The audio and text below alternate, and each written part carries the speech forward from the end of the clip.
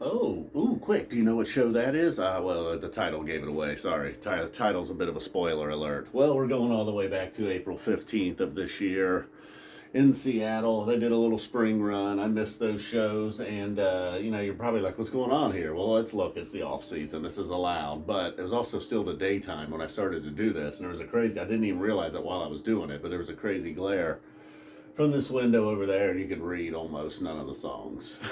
It was pretty cool too. I should have just uploaded that.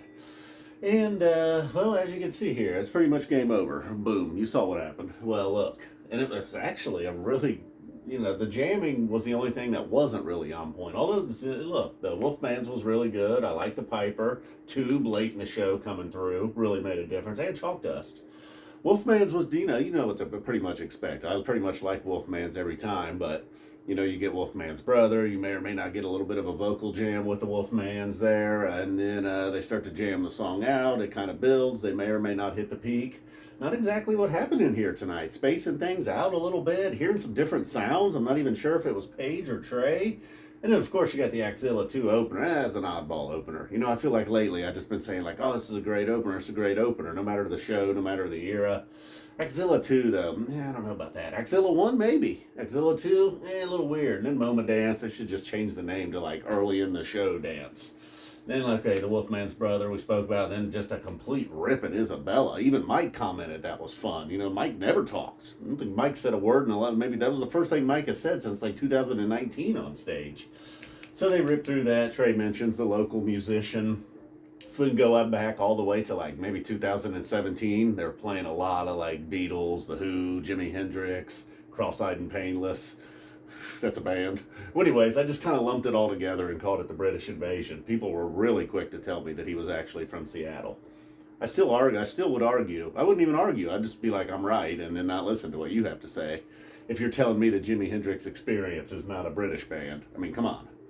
All right, so let's not get back into that. So then Leaves, they needed to cool down. And then Leaves kind of finding its way into this like really old, pretty much Leaves, Santos, and Ruby Waves. You eliminated those three songs, you wouldn't know what year this is. What is this, 99, 2000, 2004? We just wouldn't know. So Leaves was a good way to cool it down there. That song has really kind of grown on me. Then we get a nice, really nice Reba jam in the Reba. And then Chalk Dust, kind of like Moment Dan. Toward the tail end, it started to be a smoke show. Turned back into Chalk Dust. But we got a proper Chalk Dust jam here. And well, like I said the jamming wasn't on point. It just, maybe it was, it just wasn't the stuff that we had gotten in the past and then later on in the year. It just was a little bit, maybe just a little bit, things were spaced out, I suppose. Some different sounds being thrown in there. Free didn't get a whole lot going on, but look, a free second set opener, not a bad deal. Leading us into Ruby Waves, not much happening. I prefer the Wolfman's and the Chalk Dust, even the Tube, the Piper. The Tube coming in late in the set really saved it, because it felt like after Piper, when we got Circus, it was like, oh no, we're kind of calling it a night early here. But no, they were not done. Prince Caspian, while it had a pretty good year, this was the first run, wasn't necessarily one of its highlights. And then you got Velvet Sea, Harry Hood, of course, down here, getting a lot of that throughout the years.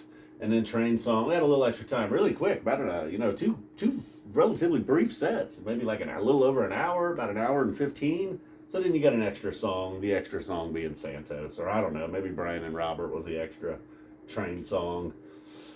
So a little bit of a lame ending. Not that Hood's lame at all, but, been there, done that 1,000 times, and still love it. It's amazing that it's still good after all these times. How many times have they played Harry Hood? Have they played Harry Hood 500 times? I know it's a lot. All right. Well, when they open up with Hood, I'll shave my mustache. All right, guys.